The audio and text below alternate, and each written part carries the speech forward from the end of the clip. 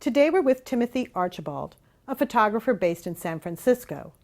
Quoting from his bio, "I'm the photographer agencies call to make the empathetic photographs of things that are a little bit different, a little bit curious, human, humorous, and sometimes subversive." Over the past 12 years, his photographs have regularly been celebrated in Communication Arts Photography Annual, American Photography Annual, and have been exhibited in places as wonderful as the Australian Centre for Photography, Zephyr Mannheim Gallery in Germany, and Videotage in Hong Kong. Thank you for joining us today, Timothy. Oh, thanks for having me.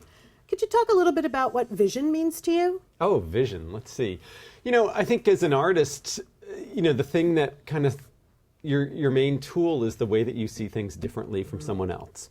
And so, to me, that's the pretty basic of vision, but then you need to find a way to disseminate that information. Right. You got to figure out a way to communicate that. And so those two things combined, your own way of seeing things and then your way of spreading that out, to me, that kind of sums it up.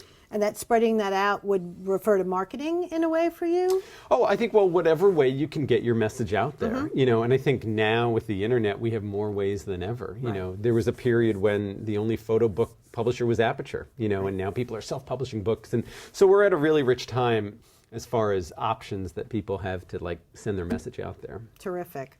And I would agree with you completely about that. Who or what inspires you as a photographer? Oh, I was always a deep believer in learning the history of photography, so that was always something that, learning what other people were doing, that always inspired me. But I think, around the time the internet became everything in every household, we saw so much photography. Now I think the things that inspire me are more real life things. I have two kids, and seeing the world through their eyes has kind of opened my eyes a bit. And so these things change, like with any artist. At one point, you are pursuing what is going to influence you very directly. And at another point, you're so deep into it that you can't help be influenced by what's around you. And I think I'm at that latter point right now. Right. Can you talk a little bit about your creative life in terms of your commercial career and your opportunities you've had with fine art? Oh, sure. I am a commercial photographer. I do commercial photography and editorial photography for a living.